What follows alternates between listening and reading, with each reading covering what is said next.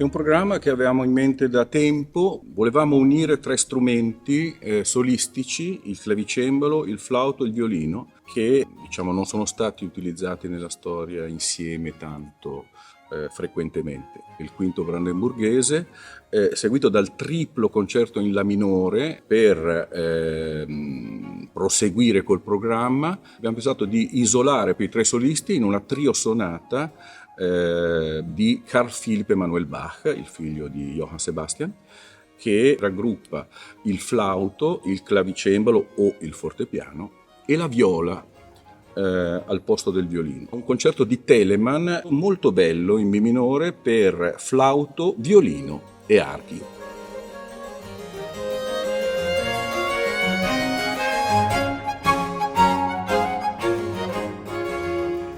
È un viaggio dove non affrontiamo un'opera monografica, ma abbiamo dovuto comporre una specie di menù per poter appunto dare maggiore chiarezza su quello che noi volevamo esprimere in questo album. Alla base di tutto direi che c'è la sonata 3. La sonata 3 è comunque un primo tentativo ben riuscito di trovare una forma che potesse essere replicata con tanti significati.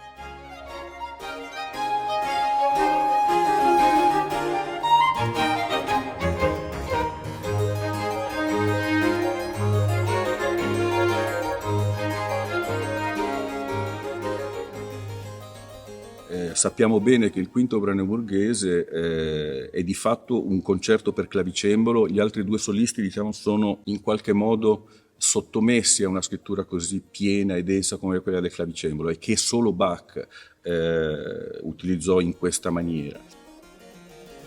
Il cembalo è chiaramente lo strumento solista in questo brano, ma se gli altri strumenti non dialogano e danno importanza a ciascun particolare, alla fine il pezzo può rimanere un po' fine a se stesso e legato soltanto a questo aspetto molto disinvolto e virtuosistico dello strumento, del clavicembalo.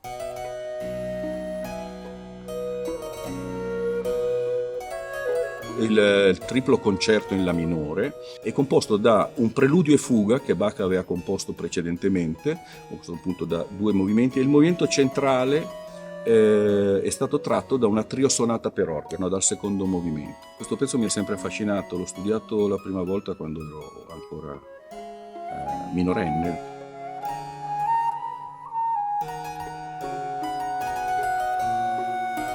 Il flauto traverso vive il suo climax in questa epoca d'oro e ha delle caratteristiche abbastanza coerenti nell'arco di tutto il Settecento. Con questo programma devo coprire effettivamente un repertorio molto grande. Serviva uno strumento che potesse coprire questo arco cronologico. In particolare io suono uno strumento, coppia di uno strumento italiano che è molto antico, nella prima parte del Settecento, che però era stato concepito con una idea abbastanza innovativa anche, quindi si adatta anche al brano molto tardo di Carl Philipp Emanuel Bach.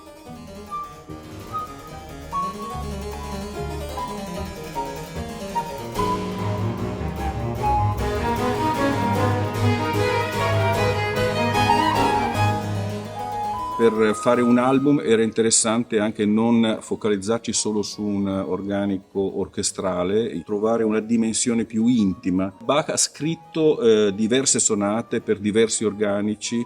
Questo quartetto esprime lo sperimentalismo che è proprio di Carl Philipp Emanuel Bach.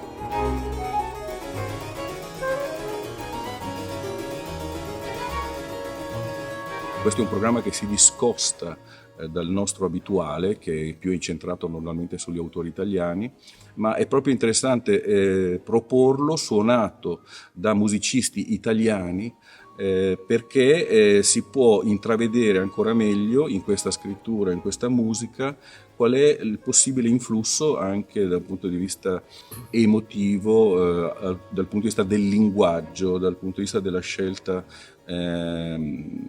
di un'estetica e determinati affetti della musica. Ecco, mischiare queste due culture produce sempre risultati molto interessanti.